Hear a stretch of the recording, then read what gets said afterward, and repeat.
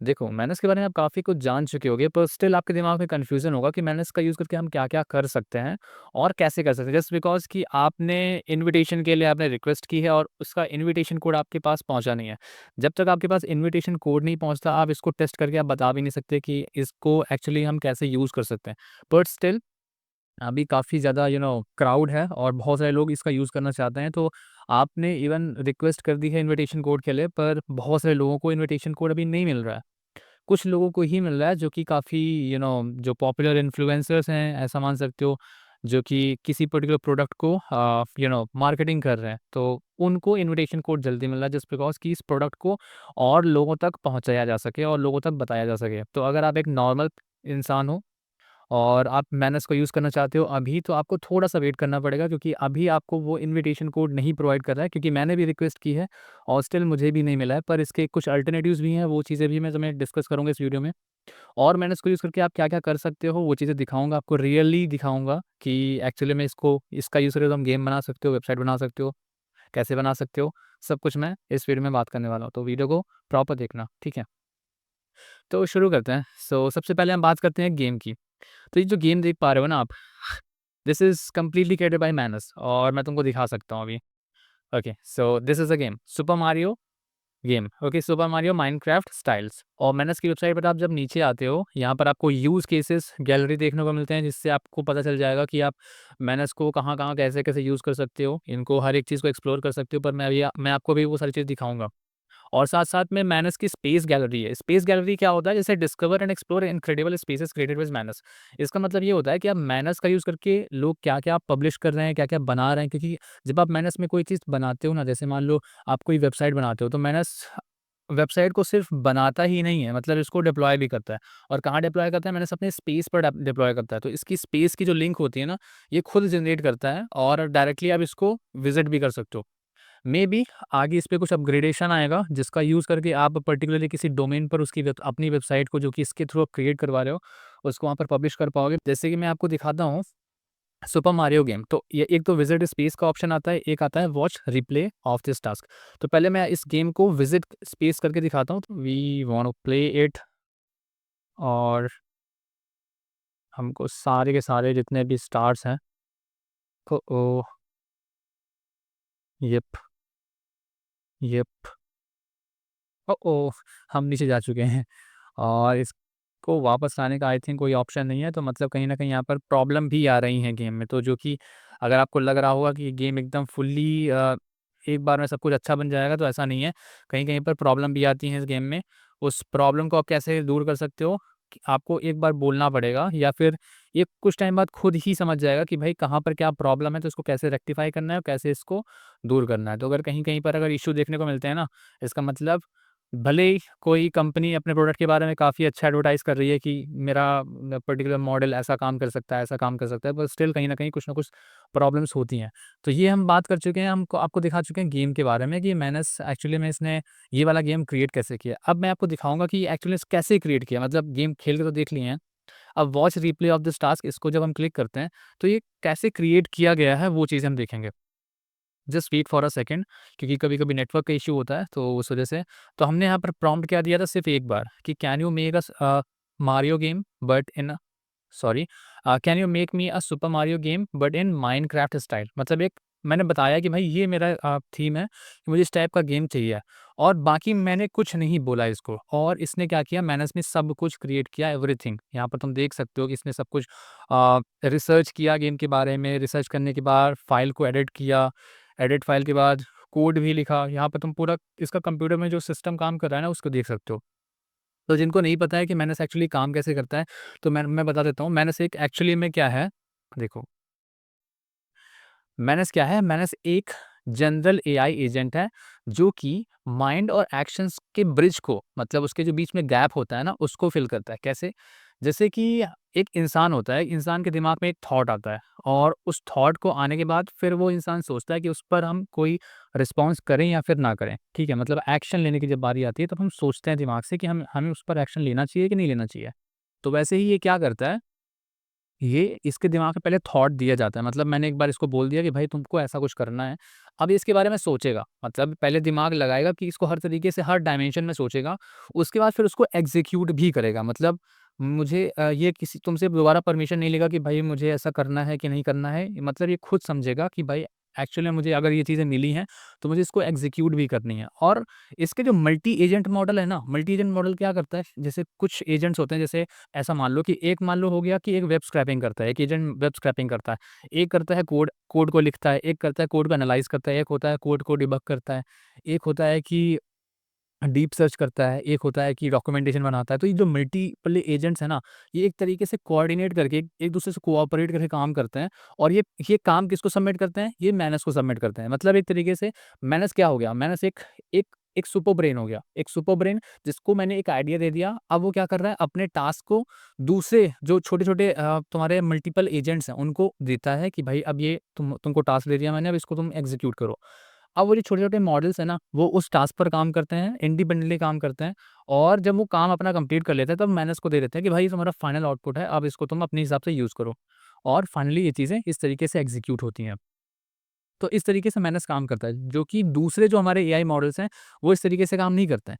तो ये एक एक तरीके से जनरल एजेंट है। जनरल एजेंट मतलब एक तरीके से ये मान सकते हो कि जितने भी तुम्हारे जो रियल इश्यूज़ होते हैं इस दुनिया में, इस प्लैनेट में, तो उन सारे रियल इश्यूज़ पर ये काम कर सकता है। जनरल एजेंट का मतलब यही होता है कि एक तरीके से ह्यूमन वाली कैपेबिलिटी है इसके अंदर कि वो चीज़ें सोचता भी है, डिसाइड भी करता है और उस प्लान को एग्ज़ीक्यूट भी करता है। और हमसे कहीं न कहीं बेटर डिसीजन मेकिंग पावर भी होती है इसके पास। Okay. So good. I will deploy the game for you right away so you can play it in the browser, get support with the issue. Add block breaking and placing mechanisms. Manus has stopped because the context is too long. Please start a new chat. Okay. So कोई बात नहीं. Okay, ये feedback मांग रहा है. So कहीं ना कहीं अभी इस चीज़ में मुझे इश्यू देखने को मिल रहा है। बाकी इसने जो यहाँ पर टास्क मुझे मिला था, मैंने इसको एग्ज़ीक्यूट करा दिया और कहीं पर ये अभी क्योंकि बहुत सारे लोग एक साथ का एग्ज़ीक्यूट कर रहे हैं, इसको यूज़ कर रहे हैं, इस वजह से कहीं न कहीं यहाँ पर इश्यू आ गया। जैसे add, block, breaking and placing mechanisms पे यहाँ पर मैनेज रुक गया है, मतलब यहाँ पे कोई न कोई इश्यू आ गया है।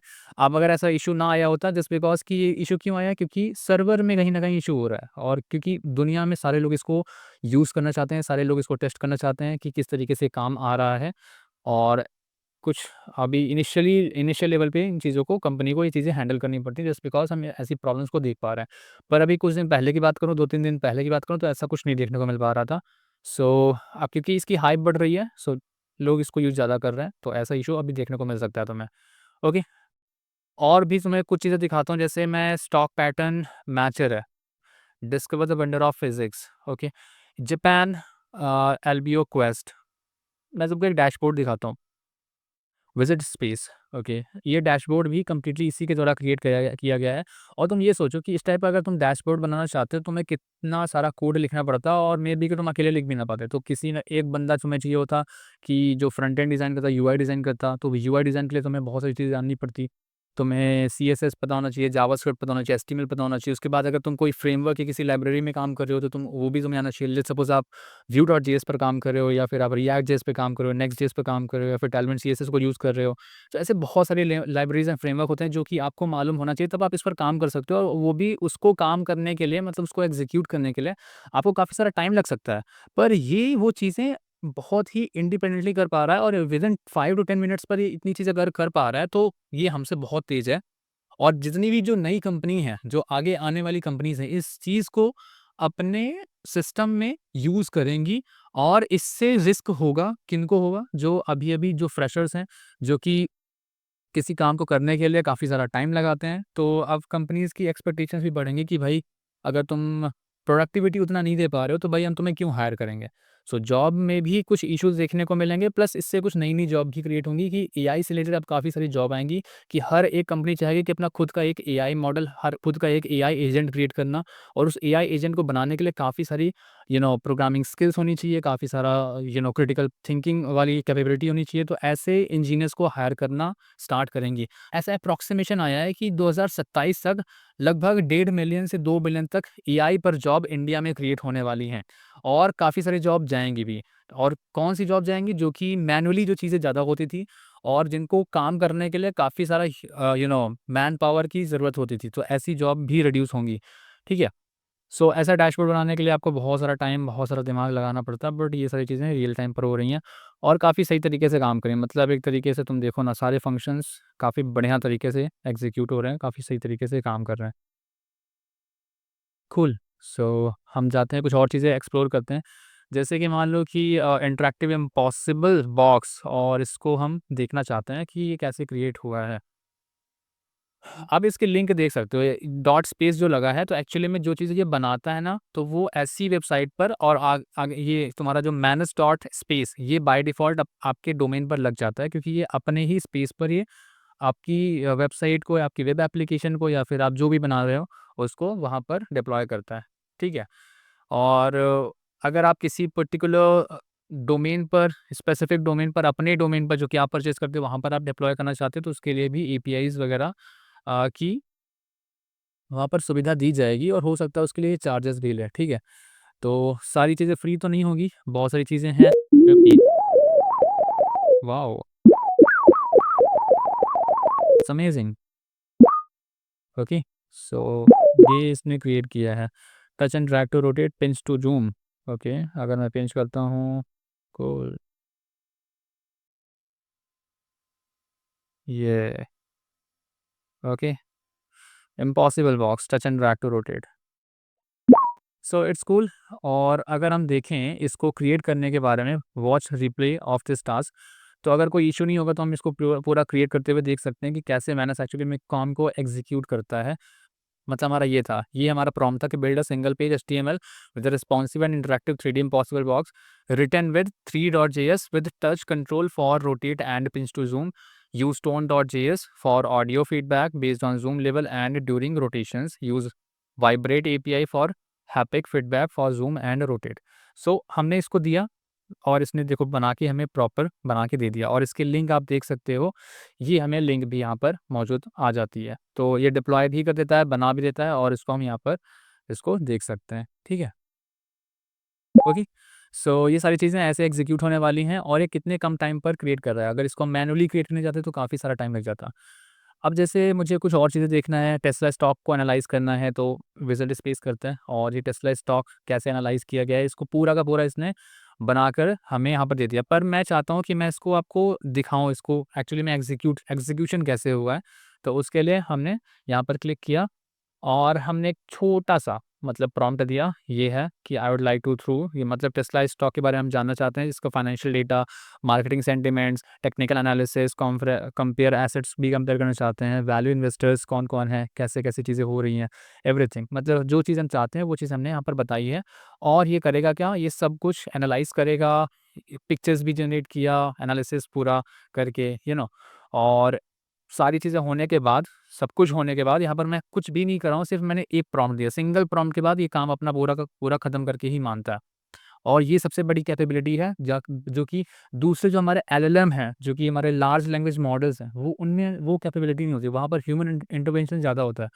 ह्यूमन को बार-बार बताना पड़ता है, अगर गलतियाँ हो रही हैं, तो भी बताना पड़ता है कि भाई यहाँ पर कोई मिस्टेक है, इसको सही कर दोगे, तो ज़्यादा बेटर रहेगा। ऐसा करके तो हमें प्रॉम्प्ट देना पड़ता है बार-बार।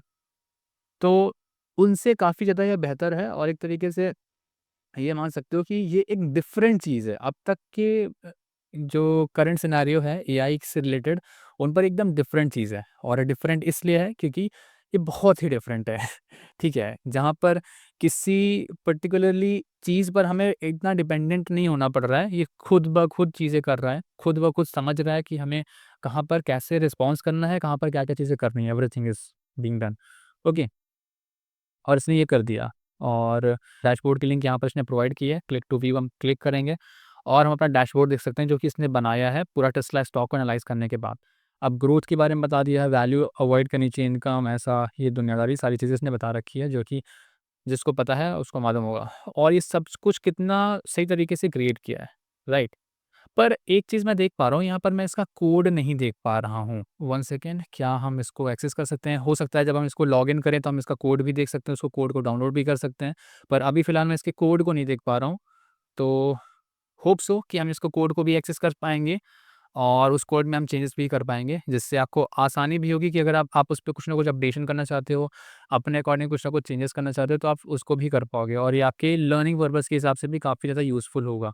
ओके, सो ऐसे करके काफ़ी सारे यूज़ केसेस हैं जो कि आप यहाँ पर आके एक्सप्लोर करोगे तो आपको मालूम पड़ेंगी, काफ़ी सारी चीज़ें हैं जो कि पॉसिबल है, इसका यूज़ करके हम बना सकते हैं, वेबसाइट बनाना है तो बना सकते हैं, किसी स्टॉक को एनालाइज़ करना है तो कर सकते हैं, किसी पर्टिकुलर चीज़ पर रिसर्च करना है और पूरा पेपर तैयार करना है, पूरा डैशबोर्ड बनाना है, इवन दो कुछ भी करना है। और ये अभी अभी जो बहुत ही मिनिमलिस्ट चीज़ें हैं जो कि अभी लोगों ने एक्सप्लोर की हैं और आगे चल के इस पर बहुत सारे दूसरे भी यूज़ केसेस होंगे जो कि हम इसका जब यूज़ करेंगे, जब हमारे पास वो एक्सेस आएगा तो हमें मालूम होगा, ठीक है? तो थोड़े टाइम के लिए आपको वेट करना पड़ेगा और इन्विटेशन कोड जब आएगा तभी आप इसको यूज़ कर पाओगे और invitation code I don't think कि अभी इतनी जल्दी एक नॉर्मल इंसान को मिलने वाला है। अभी सिर्फ़ ये इन्फ्लुएंसर्स को या जो बड़े-बड़े मार्केटिंग एजेंसीज़ हैं, उनको ही मिल पा रहा है जस्ट बिकॉज़ कि आप इस प्रोडक्ट की एडवर्टाइज़मेंट कर सकें, लोगों तक पहुँचा सकें, इसके बारे में लोग जानें, ठीक है? तब जाके फिर ये नॉर्मल लोग भी इसको यूज़ कर पाएँगे। आप यूज़ केस गैलरी भी देख सकते हो, जैसे रिसर्च ओरिएंटेड चीज़ें क्या-क्या हैं, कैसे-कैसे लोग यूज़ कर पा रहे हैं, लाइफ़ से रिलेटेड क्या-क्या चीज़ें लोग कैसे यूज़ कर रहे हैं, ठीक है? अगर कहीं आपको ट्रैवल करने जाना है, तो ट्रिप को प्लान करना है, डीपली एनालाइज़ टेस्टलेस टॉक जैसे अभी मैंने दिखाया तो मैं, ठीक है? Write biography of Adobe Inc, कोई बायोग्राफी लिखनी है या फिर कुछ ऐसा पर्सनल चीज़ों से रिलेटेड भी चीज़ें हो रही हैं, डेटा एनालिसिस करना है, एजुकेशन से रिलेटेड अगर तुम्हें कुछ बनाना है, कि इंटरैक्टिव ट्रांसफार्मर कोर्स बनाना है। जैसे हाँ, ये तो काफ़ी इंटरेस्टिंग चीज़ है। जैसे कोई ट्रांसफार्मर कोर्स बनाना है, तो मैं देखना चाहता हूँ कि ये ट्रांसफार्मर कोर्स कैसे बनाता है। Okay, so let's do it और यहाँ पर मैंने इसको दिया एक कि भैया एक इंटरैक्टिव कोर्स डिज़ाइन करो और देखते हैं इसका रिस्पॉन्स क्या आता है। इस चीज़ को हम देखना चाहेंगे। Wait for a second. और तुम यहाँ पर साइड बाय साइड देख सकते हो कि कितना बेहतर तरीके से ये कोर्स को बना रहा है। मतलब पीडीएफ्स भी हैं और लिंक्स भी हैं, एक की एक चीज़ें एनालाइज़ भी कर रहा है, विकिपीडिया को देख रहा है, स्क्रॉलिंग डाउन, ब्राउज़िंग भी कर रहा है, यहाँ पे चीज़ें तुम देख सकते हो एक्चुअली चीज़ें क्या कह रही हैं। क्रिएटिंग फाइल्स भी क्रिएट कर रहा है, एडिट कर रहा है, everything is being done by only single agent. और ये पॉसिबल इसलिए है क्योंकि दूसरे एआई एजेंट्स के साथ कोऑपरेट कर रहा है, मल्टीपल एजेंट्स के साथ कोऑपरेट कर रहा है और that is amazing. Okay, so China ने काफ़ी कमाल कर दिखाया और आई थिंक जितने भी कंट्रीज़ हैं, उन सबको कुछ ऐसा या कुछ इससे बेहतर बनाने की कोशिश करनी चाहिए, अदरवाइज़ चाइना बहुत एडवांस चला जाएगा और हम सबको में भी दिक्कत हो सकती है।